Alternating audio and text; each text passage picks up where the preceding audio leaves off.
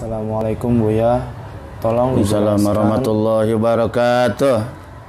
Tolong jelaskan sejarah munculnya akidah Ahlussunnah wal Jamaah. Mohon pencerahannya Buya.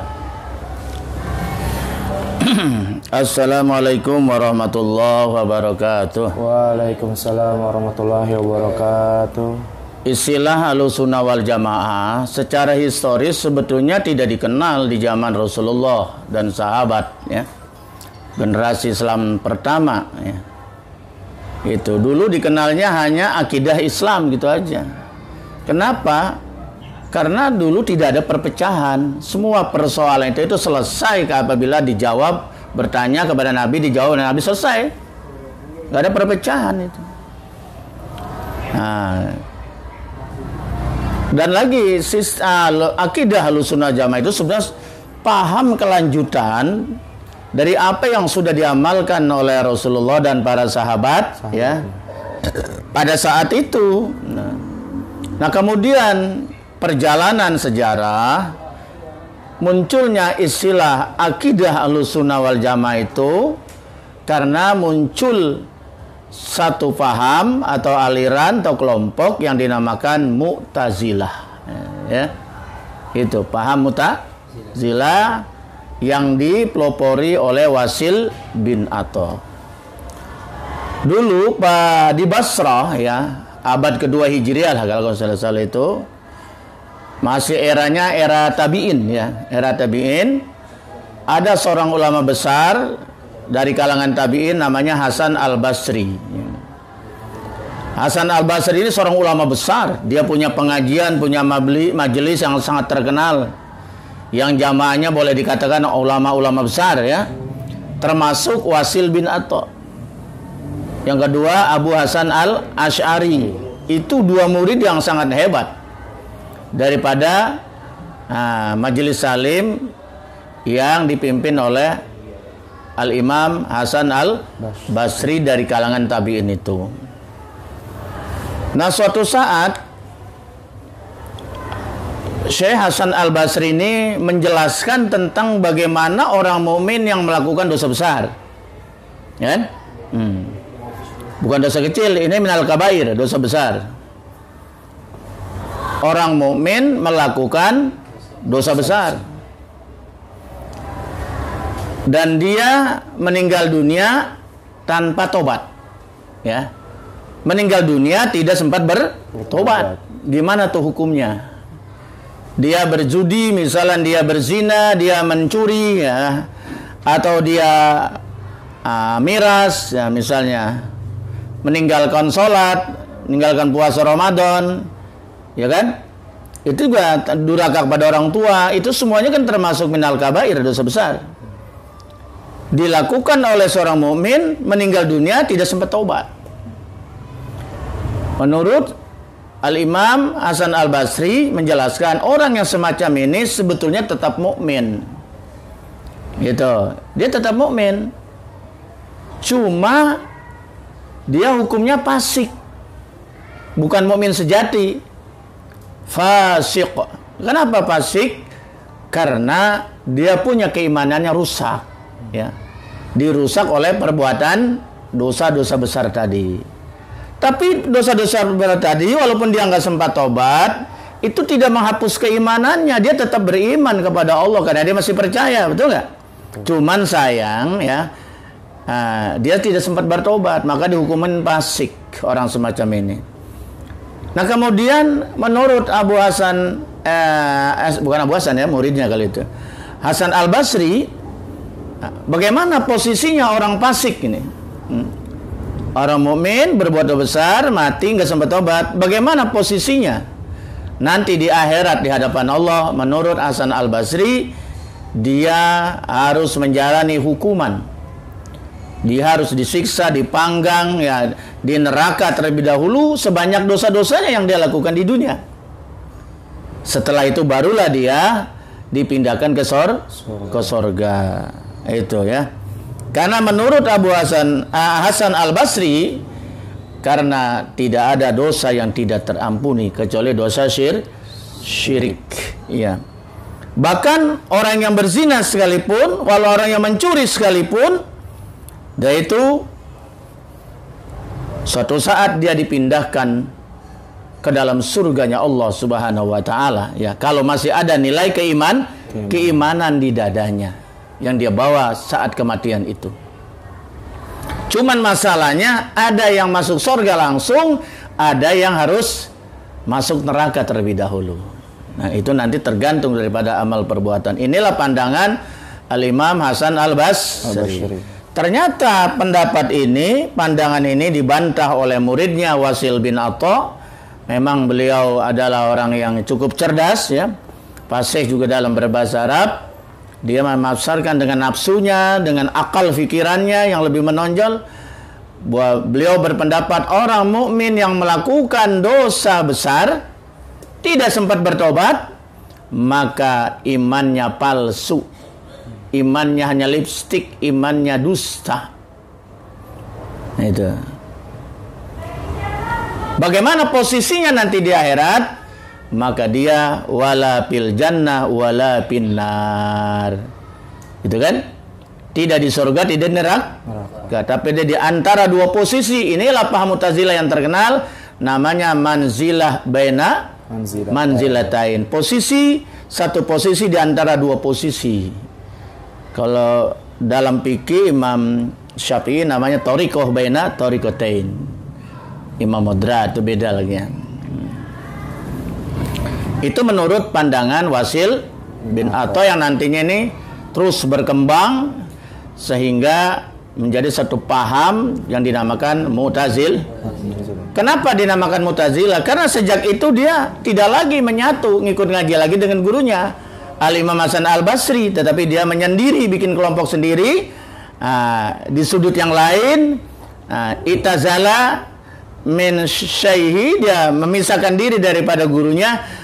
Makanya dia kelompoknya dinamakan kelompok Mu'tazilah, yang menjauh, menghindari dari kelompok mayoritas, yaitu yang dipimpin oleh seorang guru besar, ya, Imam Hasan Al-Basri. Maka terkenallah dinamakan kelompok Mu'tazilah, gitu, yang terlalu mengunggulkan akal sehingga sering mengebelakangkan Quran dan hadis. Karena Wasil bin Atha dengan kecerdasannya ini banyak sekali mempelajari, mengagumi filsafat Yunani, filsafat alam, filsafat murni, karena pada saat itu mungkin belum ada filosof muslim, ya.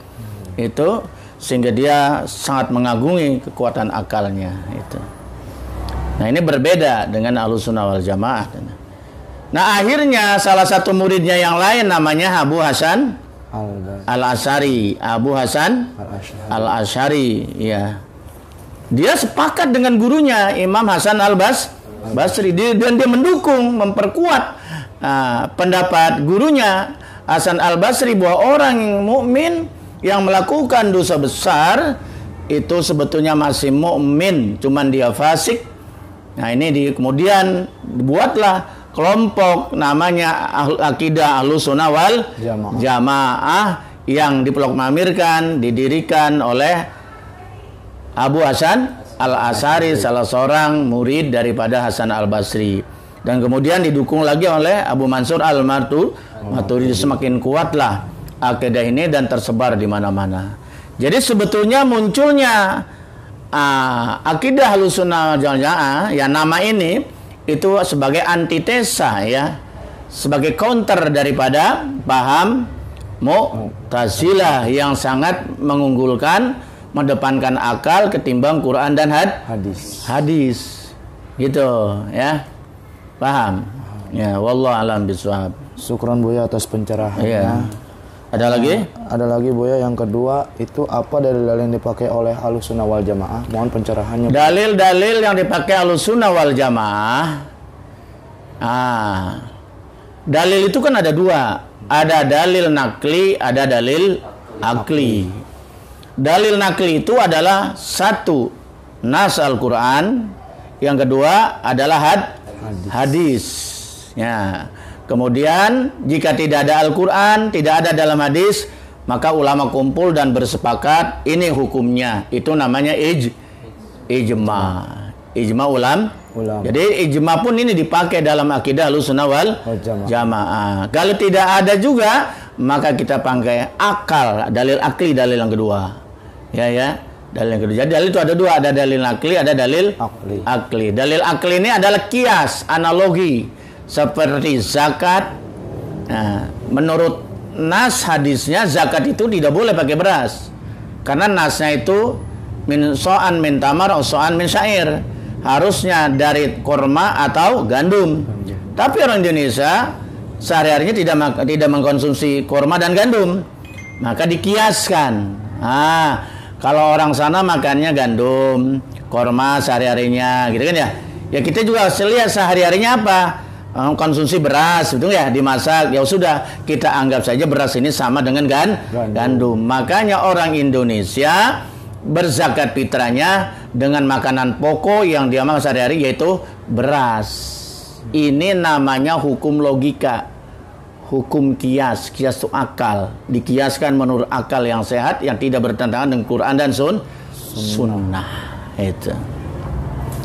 Nah, oleh karena itu Ahlussunnah wal Jamaah dalam memandang satu hukum, menyelesaikan satu persoalan hukum, menggunakan 4 hukum tadi. Tidak hanya Quran, hadis, selesai, tidak. Kalau tidak ada Quran, tidak ada hadis, bid'ah, tidak begitu. Dalam Ahlussunnah wal Jamaah, dalil yang terutama Al-Quran, dulu pasti ya, karena firman Allah.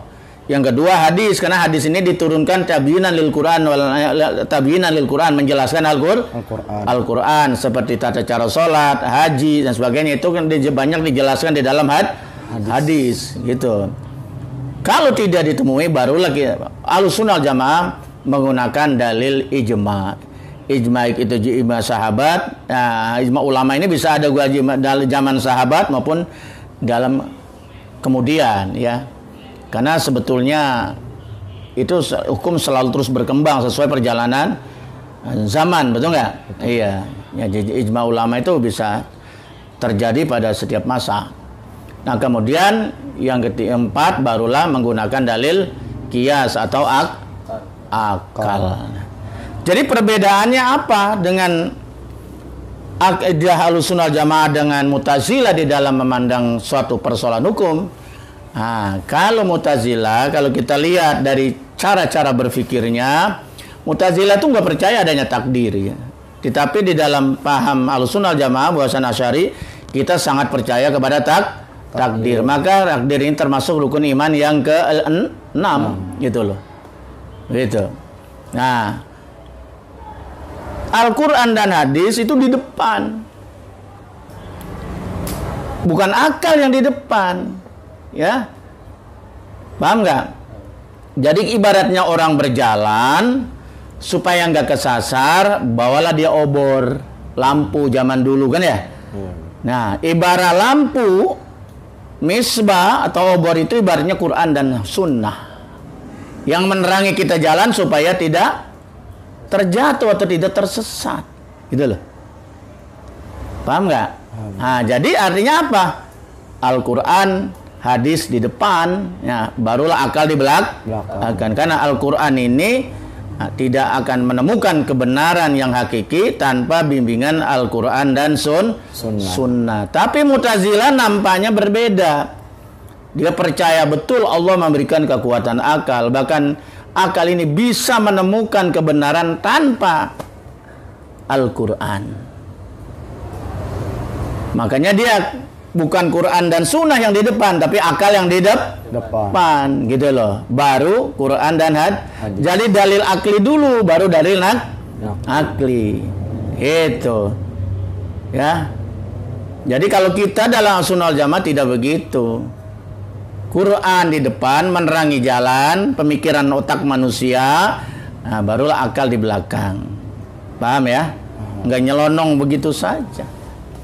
Itu barangkali perbedaan yang sangat mendasar antara Mu'tazilah dan Ahlussunnah wal Jamaah. Makanya Mu'tazilah sampai saat ini tidak melembaga. Di mana paham kelompok Mu'tazilah? Kan nggak kelihatan. Ya, Qadariyah gitu kan. Tapi kalau Ahlussunnah wal Jamaah kan sampai sekarang eksis kan. Malah kelompok terbesar, ya kan? Ahlussunnah Jamaah itu karena kelompok muslim mayoritas kan ya di Indonesia yang menggunakan sistem pemikiran di zaman Rasulullah dan sahabat. Itu namanya Ahlussunnah adalah kelompok mayoritas muslim yang berpaham sebagaimana yang diamalkan oleh Rasulullah dan para sahabat dan salafus soleh.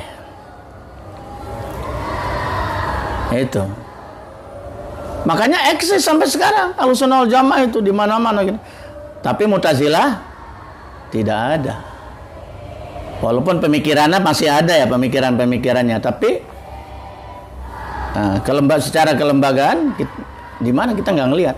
Karena sekarang yang terkenal itu Islam yang mayoritas di dunia satu Sunni Ahlussunnah wal Jamaah. Yang kedua Syiah yang pusatnya di Iran, ya kan ya? Betul nggak? Betul. Yang ketiga Khawarij. Artinya banyak jadi teroris ya. Garis keras. Yang lain mana? Nggak ada. Nggak eksis kan? Nah itu. Ya, wallahu alam bishawab. Terima kasih atas penjelasannya. Cukup sekian. Assalamualaikum warahmatullahi wabarakatuh. Waalaikumsalam warahmatullahi wabarakatuh.